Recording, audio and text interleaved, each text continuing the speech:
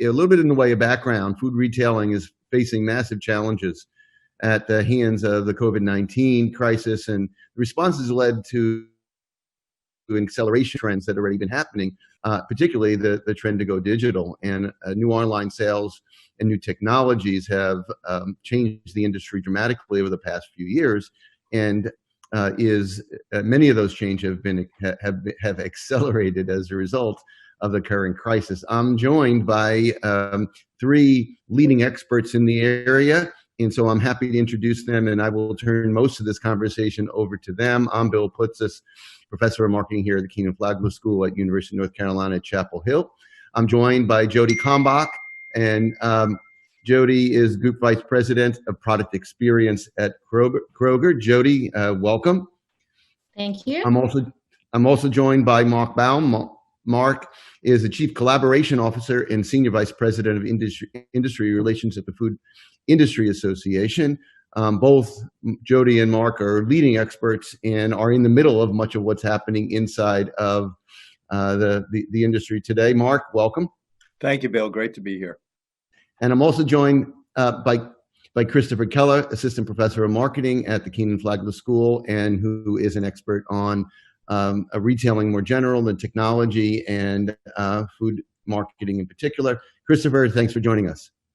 Me too. Thank you. So I'm going to begin by turning it over to all of you very quickly. And the first question, Jody, I'll start with you, and then Mark, I'll let you have your say, and then Kristopher, please join in. What trends do you see accelerating as a result of the COVID-19 crisis? Well, first and foremost, and you mentioned it in your intro, we've seen this massive acceleration of online grocery shopping. And it isn't really coming in one way, shape, or form. It's really across what we consider the different channels. So whether it be pickup, delivery, or ship to home, customers have been migrating to those experiences and really accelerating that. The other thing that I'd call out beyond the actual convenience associated with online shopping is just contactless shopping in general. So when you think about some of the capabilities and, from day one, as this extraordinary time came upon us, Kroger got very, very focused on how do we ensure the safety of our associates and our customers through this challenging time. So contactless strategies, whether that be what your experience is in store and a lot of the safety procedures that were put in place in terms of plexiglass and so forth, but also using things like Kroger Pay, where you don't have to actually engage with a keypad, scan bag and go, which would be going through the store where you're basically scanning your own products and checking out. Those two themes of whether it being online shopping or an in-store experience that can be predominantly contactless, we saw emerge in a massive way. Oh, that's great. And we will follow up on each of those comments as we work through this, Jody. So just hold on. I'm going to let Mark have his say, though, before we move on to the follow-ups. Mark? Yeah, I'll pivot. I completely agree with Jody. This move towards frictionless, contactless, and automation, those trends were occurring before, but this has exponentially accelerated all those. And I know we'll talk a bit more about that, Bill.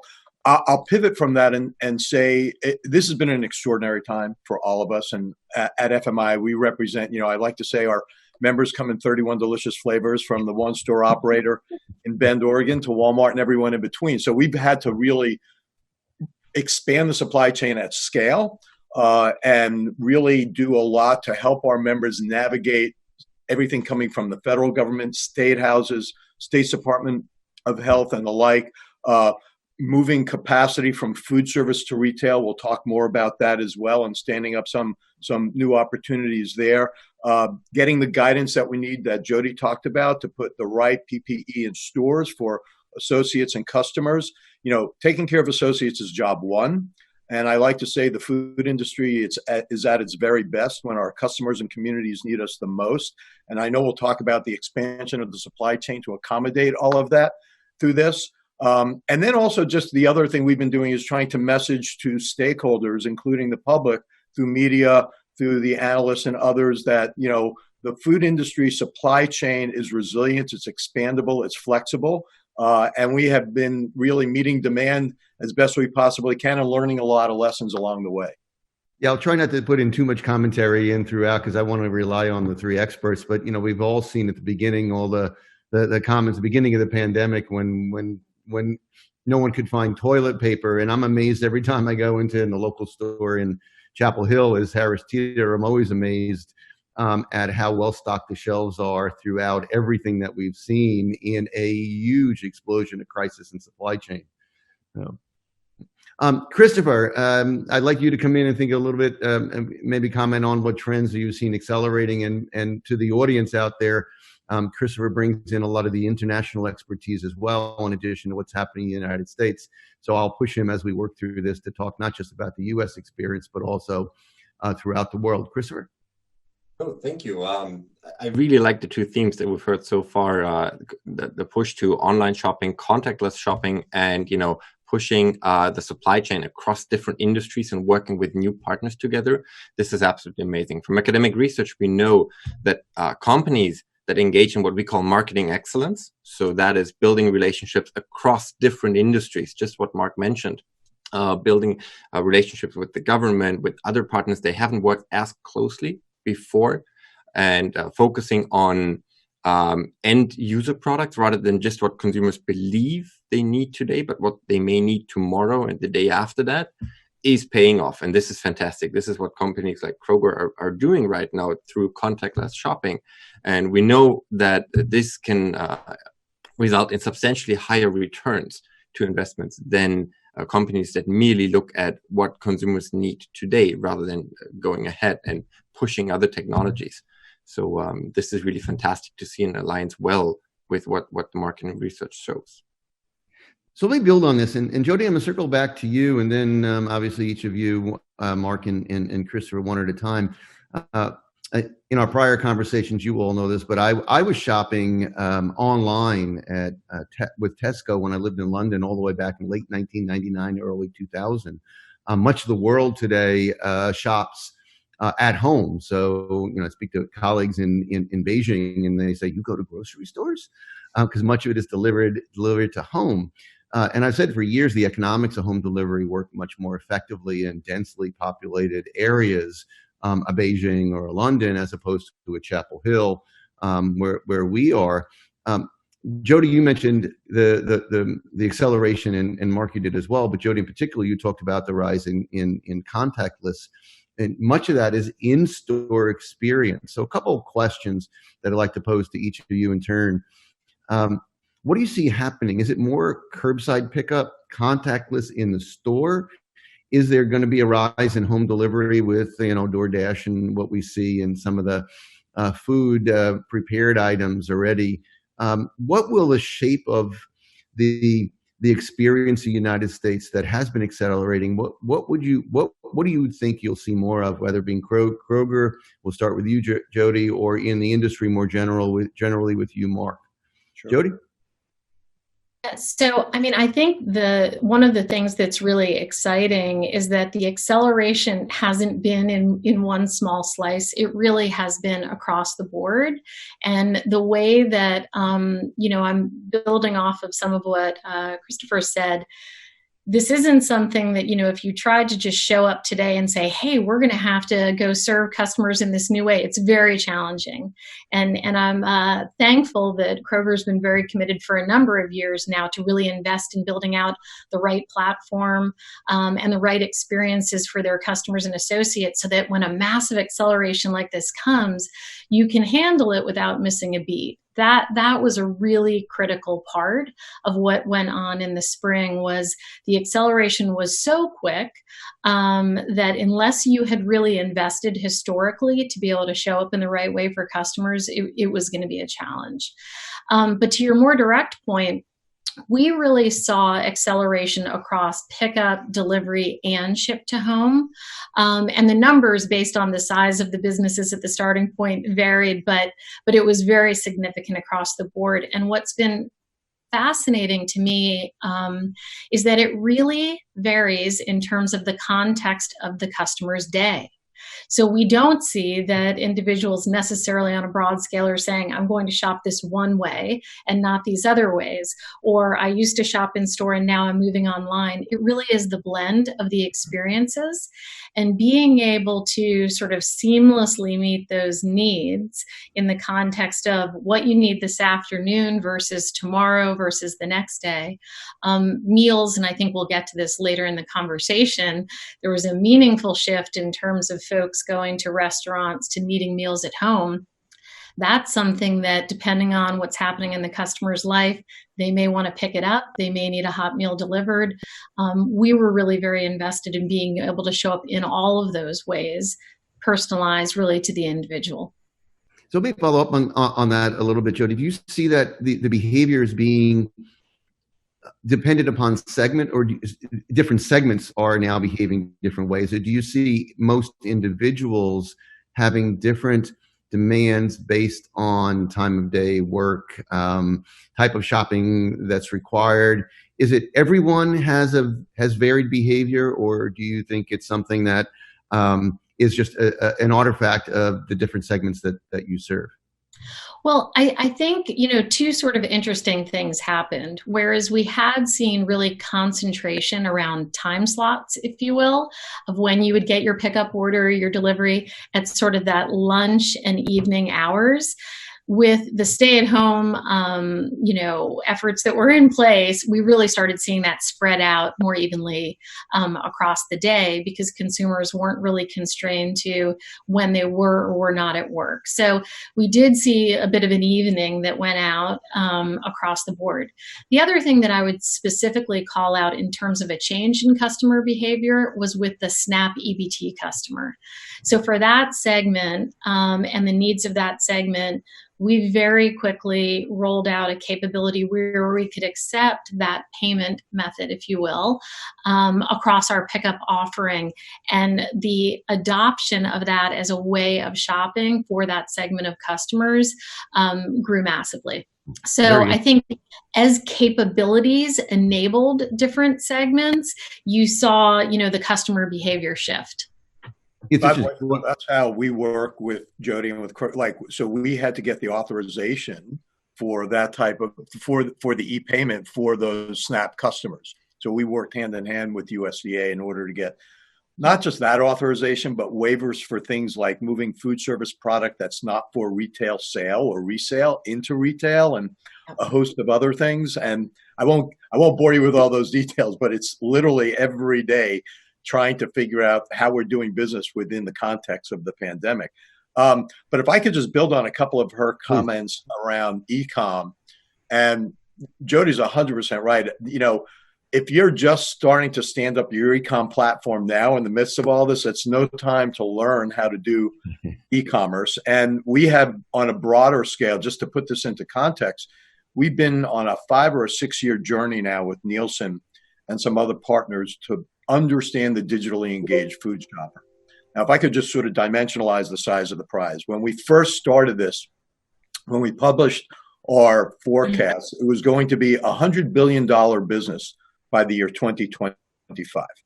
And starting mostly with center store items, stuff that you could easily put on auto replenish or that were not perishable. And the food industry was late to the party, right, vis-a-vis other industries, but also because food is food. It's intimate, it's tactile, it's sensory, it's all of those things. And you have to be careful to curate so that you don't cannibalize the in-store experience as well. So it started to take off about 3 or 4 years ago, and then we revised our forecast. We've actually revised it twice since then, most recently in January of this year, and we increased our forecast to $146 billion by 2025, an almost 50% increase from just a couple of years ago. That was pre-COVID. So now, think about probably the greatest shift in the last 3.5 months, and there have been lots of them, has been the move to online. We've got a huge demographic category within the population that's shopping online for the first time, who did not before and were either forced to or for any number of reasons tried it, figured out that, you know what, it's not so hard to navigate. They were intimidated and they found out it's not too bad. They could get a decent delivery window, particularly early on. They had a good experience. That genie's out of the bottle. So it's not going back in, and a large percentage of those shoppers who did not shop online before will continue to post-pandemic. And we've learned that lesson from other parts of the world as well. And then lastly, I'll say, because of companies and shutting down in food service and consumers eating roughly 3 meals a day in home every day, day after day, week after week, Jody talked about the back end of this and what will the meal occasion look like? How quickly will consumers have confidence to go back to restaurants? Will they continue to do this? Will retailers use the loyalty and the equity that they've been able to build over the course of this time to be more attractive with their own on-premise dining offerings, et cetera? We've seen some unique partnerships come out of this, with some retailers offering meals to go from favored restaurants who have been closed within their hometowns. Will it go back to a zero-sum game of 50 cents on every dollar being spent away from home? Or will some of these relationships stand the test of time? We can talk more, but I just think it's really interesting to see those are two of the massive shifts that have occurred within the context of the COVID-19 pandemic. Yeah, and Bill, if you don't mind, I mean, one thing that I'd love to build on that Mark mentioned is another dynamic that happened as all of this hit was the massive collaboration across the industry. So, Mark's team leaning in and helping us as we were trying to operate at a pace that mattered to actually get EBT SNAP rolled out. I mean, we saw it across the board. And as some businesses were impacted with having to furlough associates and we were hiring, we brought on over 100,000 new associates. Everyone really came together as an industry because it was just about, we've got to serve the customers, right? And we've got to take care of our associates. So that was, for me, a really inspiring dynamic that came out of this, incredible piece of time. It's interesting because you look at what you see as on the consumer side. I think most consumers don't appreciate the rapid pace at which the industry had dealt with multiple forces all happening at once. And for the most part, it was seamless. And as both of you have said, there's no way to do that without already having done the homework before this whole thing started and already been in process. And before I turn it over to Kristopher for a couple of thoughts, one thing as a follow-up to what you both said, if you look at most retailing outside of food industries, much of what has happened is the weight of the brick and mortar has pulled down a number of companies over the years. You just look at some of the recent JCPenney, before that Borders and Circuit City and others like that. And in many ways, because the brick and mortar becomes less and less important with online, it seems to me that the online and food retailing only makes the brick and mortar in the food industries more important. So the weight that pulls down much of other retailers is actually an asset for that location and the ability to do different kinds of delivery, different kinds of food preparation in the store. Would you agree or not? And any thoughts on that? And then Kristopher, I'm going to let you jump in after.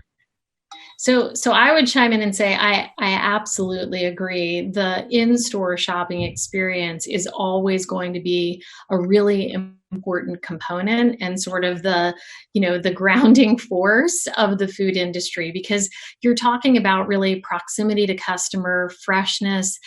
When you're in an industry where how fresh the product is, and it's something that's as intimate as what we eat and how we nourish our families, the store is going to continue to be just such an incredibly important part of the equation.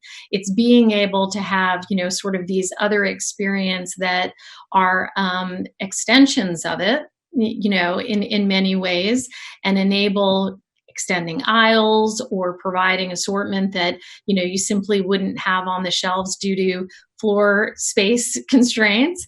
But it's the partnership of all of them working together. And I love that you use the word seamlessly. That's something that we talk about a lot at the Kroger company. How do you remove all of the friction for customers? Because there really isn't a line in my mind, in the consumer's mind, between I'm digital or I'm non-digital. They just know what they want and how they want to get it. And so looking at all of it through the customer lens, that has served us well and is going to continue to be sort of the North Star. I like that. And Mark, follow up with that. So do you agree first on the premise that the in-store experience in food retailing can become all the more important? And number two, what lessons might you draw from that for other industries outside of food? So, you look at the path of many other industries and thoughts. Yeah, so completely agree. And what we've learned, there was some concern about cannibalization as customers migrated on. What we've learned is any customer is your best customer. Oh, I think we may have Mark freezing on. Mark, can you hear us or no? We may. All right, I'm going to give it a minute, give it a second, and then we'll jump to Kristopher, and then I'll come back to Mark after that. So we say the word of the day is seamless here. How's that? Kristopher, thoughts on the future and maybe lessons from Europe and other places in the world? Well, happy to share. And you already highlighted this. We have seen some of these developments a little bit earlier, sometimes in Europe. For example, in France, the whole notion of curbside pickup or in-store delivery, because of the more densely populated areas in Europe in general, has been advanced a little bit earlier. So luckily, we were able to derive some academic insights from how these different ways of, let's call it, order fulfillment play out for consumers. So what we see there mostly is three different types of fulfillment. One is the in-store fulfillment, where orders get sent to the stores, consumers pick them up in the store. The other are near-store, what we call curbside pickup today. And then the third option is standalone fulfillment. So what they do is they really create little fulfillment centers, almost like a gas station. So where customers drive up and pick up their orders there, which are not in close proximity to other retailers. However, and this goes back to what Jody says, these three different types of fulfillment centers serve very different customer segments. Exactly. It depends on the customer. It depends even on, the day of the week, the time of the day for the customer, and that it's very important that consumers can seamlessly choose between these three different or four different channels to get their order from. And going back to Mark's point, we know by now that pushing these different in-store, near-store, or standalone fulfillment options does not cannibalize sales. Instead, it actually increases overall sales to the retailer. Consumers form a bond with the retailer, the equity goes up, and they will buy more through these in-store, near-store, and standalone fulfillments, but also in the store itself. So this really is a winning game for everyone. Now, going back to what customers are served best with what fulfillment center, we know that in-store pickup is best for large households that need to do a lot of shopping, especially more perishable items, but especially those will actually come more often to the store if this is offered. Whereas curbside pickup is for, when you probably guess it, is bulky and large items. But again, they will purchase more of those bulky and large items with curbside pickup, but then still order and buy all of their other items in the store, such that sales overall go up. And finally, those standalone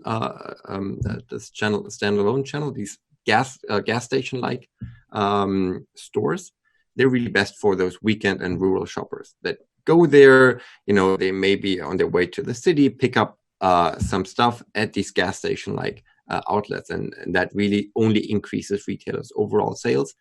There's really hardly any threat of cannibalization. So I'm really confident in seeing what's happening here right now in the US, that this will only make the brick and mortar retailer more important in the long run. Really interesting, Chris, because I hadn't thought about the gas station kind of approach, if you will. I'd pick up or access points. And it's funny because I've always called those a distribution. To me is an antiquated term. It's not distribution. Really, it's about points of access. Your customer gets to you multiple ways. A bank as a classic example. And we haven't seen it develop, at least in the United States, until recently. And the acceleration of the trends here seem to be absolutely fascinating in terms of the points of access. Now, what we would see on e-commerce versus brick and mortar, we're seeing it in grocery retailing and food retailing in a way that has changed the landscape in many ways. I'm going to jump back, if you don't mind, now that Mark is back on. Mark, you were about to say something insightful, as you always do, and you were frozen. So I'm going to let Clearly, you. Zoom didn't like my answer, Bill, because it threw me off the platform. So it took a minute to get back on. No, I think listening to Chris and what you said, I think he probably just built on what I was saying in terms of that omni shopper being your best shopper. What I was about to say, and we can move on, but I do think it's important to note, is figuring out what the assortment's going to be in store versus online in the aftermath of this. So, for example, we had to rationalize a lot of SKUs upstream in production to meet demand for those items that consumers were just buying in massive amounts. One of our retailers said to me, "This is like 10 snow days, Thanksgiving and Christmas all rolled into one, day after day after day." So, I mean, just keeping items in stock became a challenge. So we rationalized within those categories and took it down to those 2 or 3 items in the category that were most in demand. Well, I think that's going to create a reckoning at the back end of this. Did we really need that 11th flavor? And so assortments will change, schematic development will change. So the in-store look is going to change. And then, you're going to want to continue to use in-store for experiential shopping and that sort of 5 sensory, experience that you get with food and not with non-food items. And so that'll have some implications for what the online versus in-store is going to be. The last thing I'll just say about it is the economics are different when you get to click and collect and home delivery. And, it's tough. I think Chris was referencing micro-fulfillment centers. There's lots of experimentation going on now, but we've got to get the operating model adjusted in order to make money doing that as well. So I want to build on this a little bit. And so I'll go to Jody. And actually, let me ask one question as a follow-up as I think about it. There's a famous quote from Amazon from years ago on their business that they know what you're going to buy before you do. And that was never intended to be on an individual basis. They don't know what you individually will buy, but on average in a geographic area, they know what on average people will buy, so they can hit those fulfillment centers with the right stock level, so they are almost never out of stock. And of course, the role of artificial intelligence and being able to predict on an aggregate basis for a given store or a given region what's going to be in demand and respond quickly has permeated many industries. Jody, and then Kristopher, and then Mark, thoughts on the role of artificial intelligence and predictive technologies in the stocking equation, building on Mark's, I think, really interesting point. Well, so that is a critical point in terms of how you can serve the customers. And I think you're right. Amazon may be looking at it at more of an aggregate level. From a Kroger perspective, we have a tremendous amount of personalization science that actually drives our experience. So it does get down to the actual individual level. And if you go online and experience one of the Kroger itself or one of our banners, you'll see things like Start My Cart, where it is those items that you personally buy from a household perspective. And so that science and being able to predict for customers or help, enable for them their routine shop and to speed up that shopping process. I mean, we've seen tremendous results from a conversion perspective that you're taking all of that, I need to search and find everything, out of the equation and making it much easier. Now, I think we're at the beginning of that journey, because today, much of what you see happen in terms of one-to-one personalization is about what the consumer has told us and said, this is what I like to buy. This is the milk that I buy. So when you search on Kroger, your milk is going to come up first, not the top selling milk or the highest margin milk. It will be the milk that you shop for. So we've been able to replay back a lot of those signals. Where I think is exciting when we think about where the industry should be heading is truly predicting. So if we know that for your household, a lot of folks talk about subscription models where you can say, I want this every 30 days or every 45 days. Well, households are not the same in terms of consumption. So how do you get down to, Bill, you need toothpaste every 17 days and I need it every 28 days, or whatever the silly example is. But really using, as you said, machine learning and AI and the data asset that is available to the actual company to predict and serve those needs. I mean, I think that's a really exciting space as we get into the next chapter of driving engagement and deepening loyalty with customers. I'll tell you, as an academic, we were talking back and I'm revealing some of my age here, but we were talking mid-90s where people were talking about this, and now seeing it come to fruition in real time is incredibly exciting from the academic in me. Speaking of the academic in me, Kristopher, thoughts on this conversation from the marketing science perspective? Predicting customer behavior is what excites us as academics, what we're doing. Most of the time, Bill said it, 25 years ago, this was a big topic, and it continued to be a big topic, and we're all investing lots of resources in building better and better models, way before machine learning was popular, now with machine learning and artificial intelligence. But what really is exciting, I think, is not just predicting what consumers have purchased before and saying when they purchase what and how much they will purchase. We will get there. I think relatively quickly we will get there with the receipt, with the checkout data that we have. However, I think where there's lots of room of improvement is for predicting new product success. One of the great challenges of grocery retailing in general, is most new products fail. And that's not because they're not great products, but you really need to understand customers incredibly well. Mm-hmm. So, and we really haven't made much headway there in predicting how well truly new products will resonate with consumers, and especially what type of consumers and what type of marketing mix elements do we need to bring in. And I think this is where we may be heading in the future, that we can use all the data that we have to first truly understand underlying needs of consumers, and then leverage this to understand whether this new product will resonate with someone else or not. And I think we're really not there yet, but this is where much of the action will be happening in the future. Great points. Mark?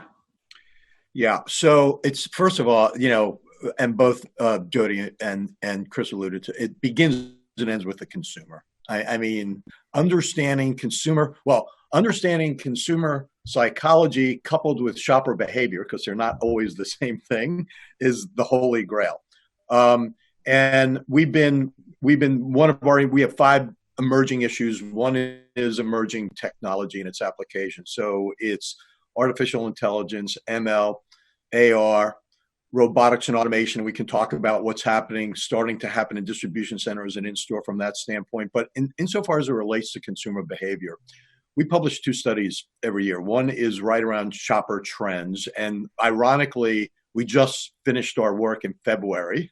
And then all of a sudden in March, the world changed. So we've been using a consumer tracker for the last several months to see how behavior has changed. So, and it has significantly, both in terms of who shops, where they shop, how frequently they shop, how much time they're spending in store, how much money they're spending. And so it's probably not a good indicator of what it's going to look like going forward. But as Jody described, their use of AI to better understand consumers, the one thing we knew going into this was going to be the year of personalization and customization, which is really hard to do in an industry that's built on a mass production-based platform, right? So these tools are going to help us to really understand, and ultimately you want to get it down to not just the difference between our households, but the differences between the individuals within the household. So we need to get to a market of one. And so just one sort of, yellow flag here. We have to get to that level of personalization without being creepy. And that's going to be the challenge. We learned through social over the last couple of years, it can be a little scary. Privacy is a huge issue in this country, more so than in other countries. I don't know if Chris has experiences in Europe and Asia, but we're doing it in terms of health tracking through the crisis and whether people will subject themselves to that. Privacy is a real issue. And the way in which you use the data to come to them with an offer that doesn't feel like an invasion of that privacy is going to be really important. So I just throw that out as one sort of cautionary tale. Absolutely fascinating, Mark, because, it's funny. I thought as Jody was talking earlier that it would bring me online to shop if I had my basket partially filled out from my prior behavior. It would save a whole heck of a lot of time to make that happen. And I thought prior to Mark's comment, is there's a creepy element to that, especially for certain personal items that people do buy at the grocery store. Kristopher, thoughts on that? It's an interesting point. Indeed, we do see lots of differences across countries in terms of how much we can use data to make predictions about purchasing behavior, and how much we should, and how much consumers appreciate using that data. And indeed, in Asia, on average, consumers are a little more appreciative of predictions. In the US, we're a little more cautious, and I think Europe is at the other extreme, probably, in that privacy is incredibly important there. And there, one needs to be really, really careful in making specific predictions such that consumers do not feel that there is an invasion of privacy, which is challenging for sure, especially as we head into a more omni-channel world, where suddenly, if you see a recommended product in the store, but you've only looked at it online, that may feel really weird in the beginning. So I think there's also a little bit of consumer learning going on, and that may take a while before. So it may actually be that consumers need a little more time adjusting before retailers can use all of the capabilities that they're building up and ramping up right now to fully leverage those.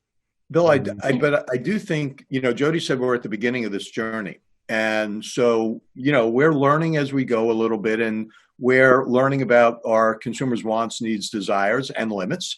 And the promise of this going forward is that, it almost becomes like the role of agentry. So once we get to voice, okay, and this becomes the tool of the future, and your voice is what is going to be, your phone is going to become sort of like your personal avatar.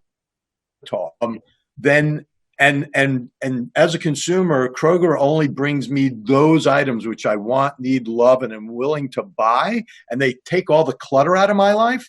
That becomes a really powerful tool, and that's what we want to get to. But I think that's a path that we're on, and we're probably several years away from voiceover.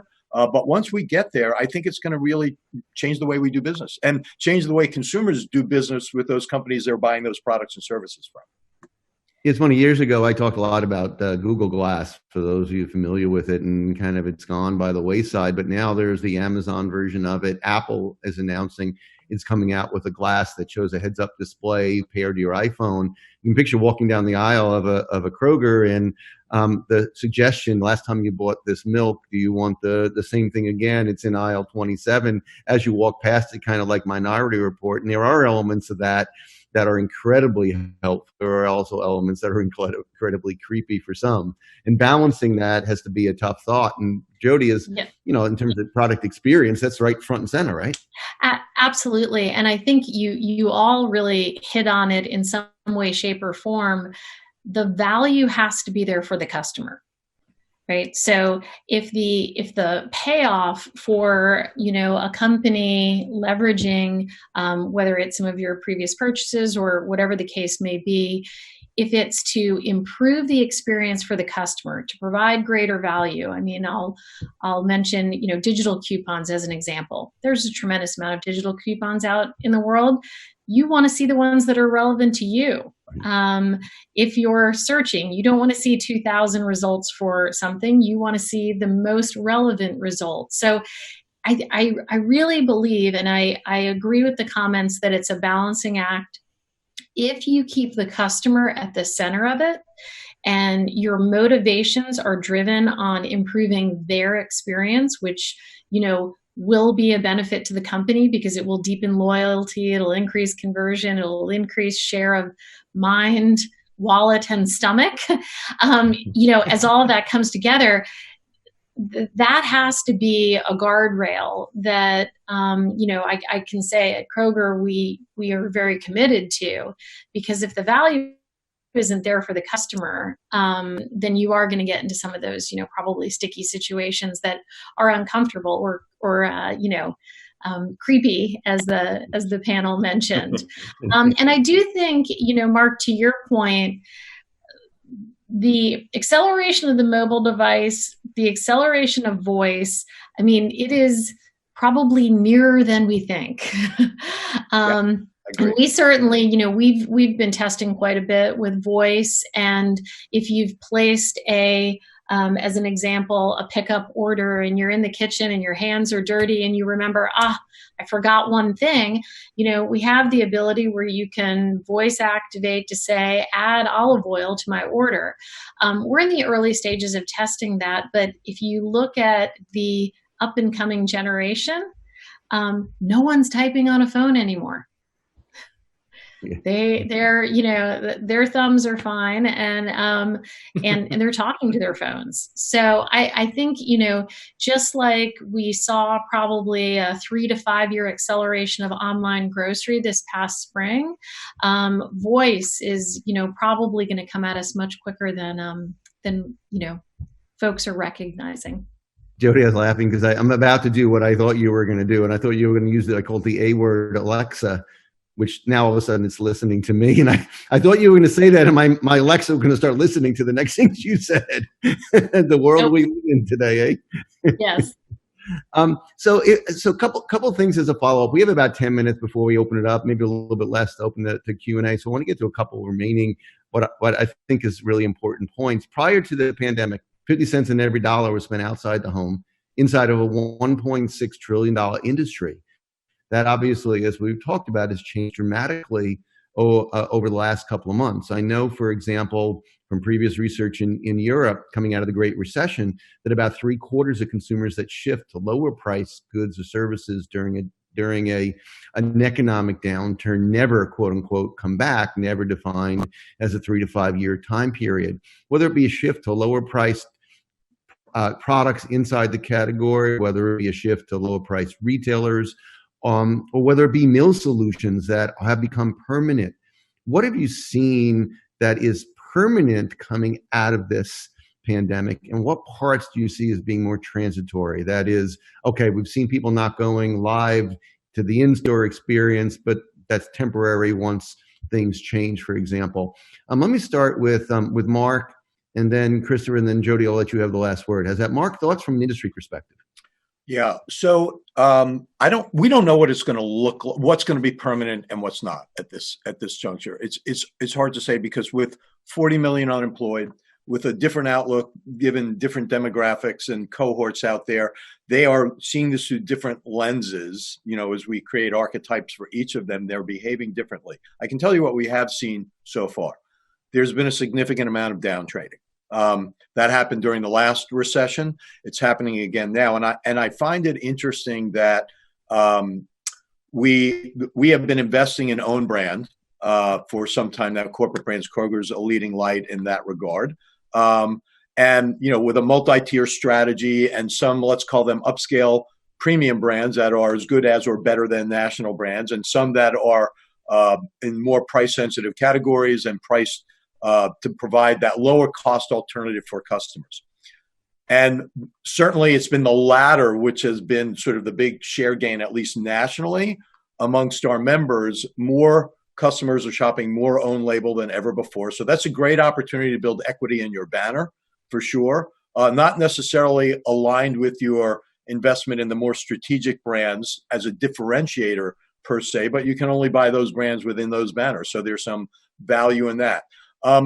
And we are seeing some other sort of interesting and somewhat contradictory data as well. So some, clearly consumers migrated back to a lot of large cap brands at the beginning of the pandemic. So we saw a lot of those center store items that are either nostalgic or comforting or in some way relating to those consumers expand significantly. And we thought a lot of those more aspirational health and wellness, artisanal and specialty brands would kind of fall out of the sky. And at first, there was definitely some pressure on them, and I'm sure some of those small companies had a bit of a liquidity crisis. But now we're seeing a return to that.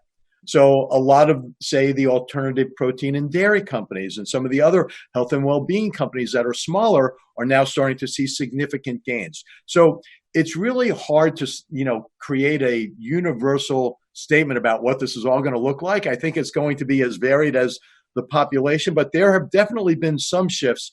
Some of the down trading will remain permanent. We've already talked about some of the online will be permanent. I think the real big issue now is going to be what the food service, the restaurant operator away from home landscape looks like vis-a-vis retail. That's probably the greatest unknown for us at this point. Great points. Great points. Kristopher, thoughts from I know you know the academic research well in this area, so insights from on the ground in other parts of the world and from the academic side.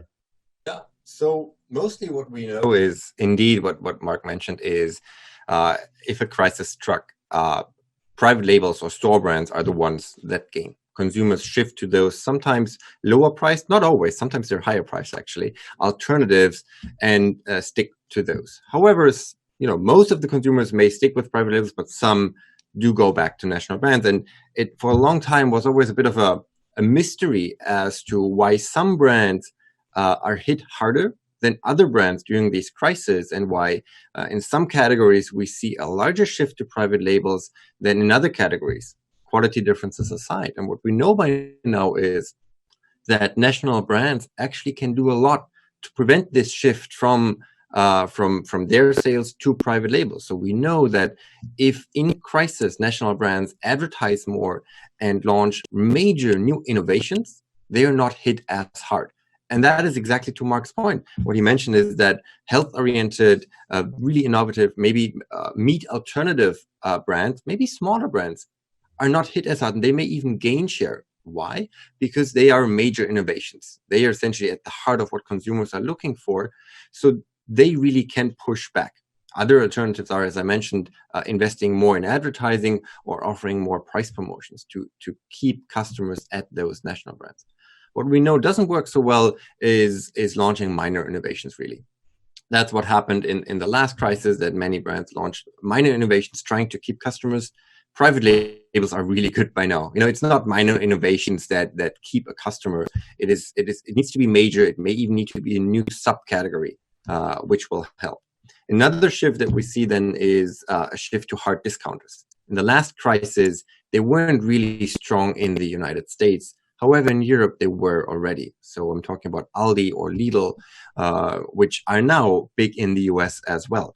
And they pose a real danger then. We know that once a Lidl or an Aldi becomes strong in the local market, prices go down.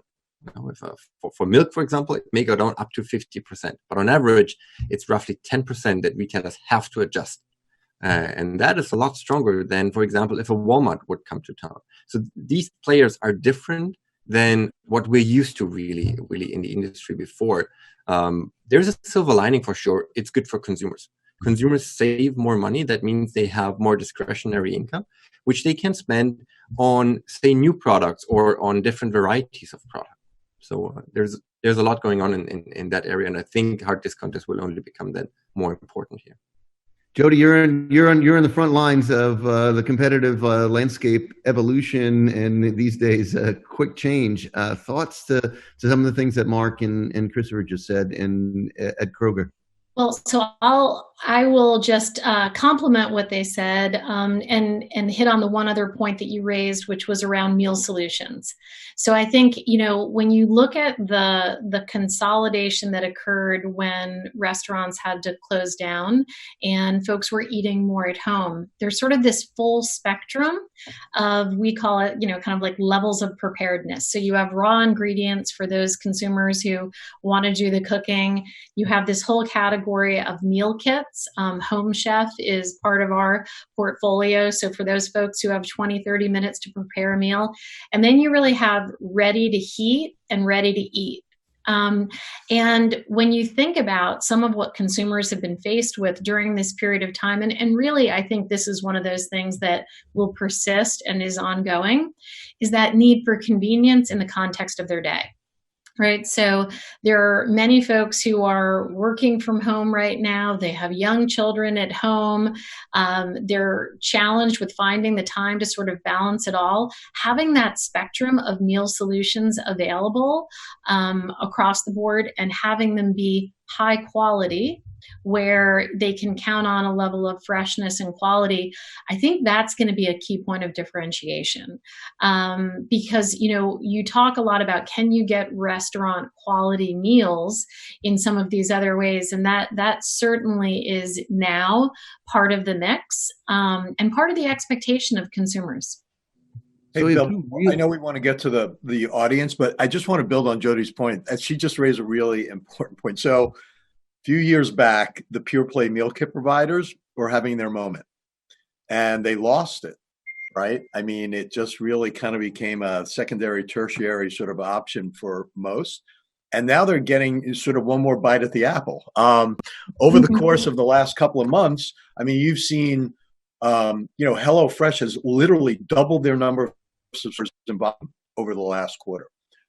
There are new entrants. There are players who weren't even around when meal kits made their entry a couple of years ago.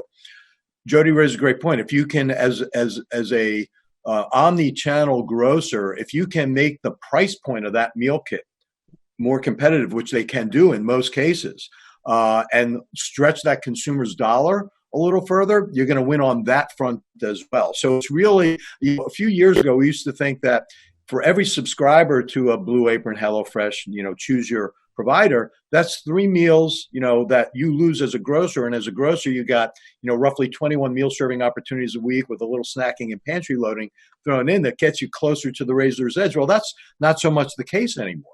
So I think you can win across the spectrum, including those meal occasions in today's environment. It's interesting. So that Mark and Jody, you both anticipated maybe one of the questions. We have a couple of really good questions. One, I think the answer is yes from what you just said, but the question, have you seen consumer shift purchases towards subscription boxes, for example, Butcher Box? I gather the answer is yes, and the answer is the industry is already addressing it in many ways. Would you agree?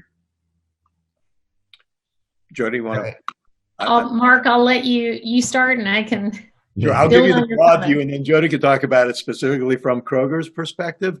The answer is yes. And I mean, look, I even can use my own household as an example. As we've been, you can count on one hand the number of times we've either, done takeout or home delivery away from home. We've been cooking and cooking and cooking. And after a couple of months of this, my wife, Kathy, has said, you know what? We're going to go to meal kits just for a little variety. And now the question is, so will we keep the subscription over time? What happened also last time was they started piling up, and once the fridge and the freezer fills up, you start saying, no mas, I'm not going to do this anymore. So there's a question about that as well. And, it'll be interesting to see. I think also the trade has done a great job of responding to that. And it's a lot easier for them to turn it on and turn it off and integrate it with their other offerings. So I think, again, that's going to be a real opportunity going forward. Yep. Jody? Yeah. So my build on that would be 2 points. I think, Mark, as you're saying, it's a blend of, you don't necessarily need a meal kit every night, but being able to blend it in with different solutions, it can solve the need on a particular day, which is extremely helpful, and we're certainly seeing growth in that area. The other thing that you mentioned, which I'm going to just pull out and expand on a little bit, is inspiration. So in a new environment where you're needing to come up with, what the heck am I making for dinner tonight? Because now it's 7 days a week instead of maybe less than that. Meal kit companies, meal solution companies, they can provide inspiration in terms of new recipes to try, new way to make chicken, et cetera, et cetera. So I think as a objective for all companies in the food industry, it's how do you drive discovery for your consumers? And we talked about it with new products earlier in the discussion too, to expand that basket, to try new things, to explore new flavors, because at the end of the day, the very routine of having the same thing all the time can be challenging at the household level. So finding ways to inspire and drive discovery with your customers, I think, is a really important point that anyone who's going to be a true food destination needs to go after in a big way. It was interesting because it piggybacks, it builds on Kristopher's earlier comment about major innovation. In many ways, I think in my experience in my local retailer, and there's kits that I buy because it's easy and I can keep them at home, and I can use them without the stockpiling sitting there over time. And Nomas, Mark comment earlier, Kristopher Kristopher, trends that you see? I mean, would you consider that? Would the research consider that to be a major innovation? Because I would see it as such, and that to me is a really good way to start to bring share back if it's lost during a period like now. Absolutely. What we see too is a change in the actual implementation. So while those meal kits may have seen some space in retailing a couple of years back, also the way they are positioned in the store, and correct me if I'm wrong here, Jody, has changed. And it really depends on how much retailers push those innovations and to the extent to which consumers need to look for them. A couple of years back, consumers may have not been able to find them right away. When they just walk through the store, they may not even have noticed them. Now it is very different. It's, in your face, you can't escape them. So, it really, the retailer's role is very important there in the extent to which they make it easily available to consumers. Now, the next step obviously would be then to couple that with the data richness that retailers have now, or the models that they have to predict customer behavior, so they can couple this and then even make recommendations for ingredients such that consumers can experiment on their own based on their experiences with these prepackaged goods. This has been at least from my perspective, I hope the audience agrees, a fascinating conversation, and we're inside of 5 minutes, and so I want to make sure I give each of you some time to give maybe some closing thoughts on pieces that I may have missed in my questions, or things you wanted to bring up that you didn't have a chance to. And maybe we'll do it with Mark, and then Jody, and then Kristopher. I'll let you have the very last word, and we'll bring it to a close. Great. First of all, thanks very much, Bill, and thanks to everybody. This has been a great conversation. I wish we had another hour, because I know we're just touching the surface here. I've got two points I'd like to make in closing, and Jody and Chris both sort of mentioned these earlier, but I want to specifically talk about two things. This crisis, has led us to stand up some unique and ad hoc partnerships that we think will blossom into long-term strategic relationships. One is around the connecting of the supply chains between food service and retail. So Kroger has connected with Cisco. We actually, on a broader scale, have put up a food industry exchange that includes product availability as well as services, transportation, warehousing, labor, et cetera, from broadline food service distributors, other food manufacturers, and the like, to combine them with the needs of retailers, and we're mixing and matching those. And we think that's going to continue through blue sky days, and that's going to become a secondary platform for selling on the supply side and discovery on the buy side. And then when the next crisis occurs, we're going into hurricane season, we've got wildfires, we've got earthquakes, we'll get another wave of this. All you do is crank up the volume, and we can expand the supply chain significantly. The second thing is labor. And we entered into a partnership with Eightfold AI about 2 months ago. They're an artificial intelligence-based talent platform. And on one hand, Jody talked about the need to hire. We had literally food retailers hiring millions. We had millions and millions of furloughed and laid off employees in non-food retail and food service and travel and hospitality. And we literally loaded up both sides, our members on the supply side with those job needs, and companies like Hertz and Hilton and large food service operators like Pizza Hut, their workers, and using AI to align those job skills and experiences with our needs. We've got 750,000 job openings. Our goal is to get 1 million matches before this is all done and over. Now the question is, will they be permanent matches? Will they be permanent shifts? Will they go back? Will we keep that talent exchange in place? It remains to be seen. But you always look for the good to come out of these awful times. And those are two things that I think will serve the industry well in the future. That was Mark. Those were great. That was fascinating. Really interesting. Thank you. But you did say a dirty word, by the way. I'm now currently at the North Carolina shore, and you said the H word, hurricane. We don't like to hear that. I'm joking. Jody, your thoughts. Well, I will just close with one. Thank you for the opportunity. I really enjoyed the discussion. And the second thing I would say is just, I am incredibly proud of how during this crisis, Kroger has shown up. in the industry, both in terms of the, putting the safety of our associates and our customers at the forefront, and really being able to contribute in a meaningful way to help our communities, our country. And, it comes both on the front end of how we serve everyone in terms of our business, but then also in terms of zero hunger, zero waste, and all the work that we're doing on that front. We just passed an important milestone of having donated 1 billion meals. So, being able to serve in this way, for me personally, I'm just tremendously proud and inspired and happy to be a part of it. So thank you. Thank you, Jody. Great comments. Kristopher, and then I'll wrap up. Oh, likewise. Thank you very much for this this amazing conversation. I really enjoyed it. I think it's fantastic to see how well aligned academic research and practice is, and how we see how the grocery food industry is really doing good and doing well at the same time.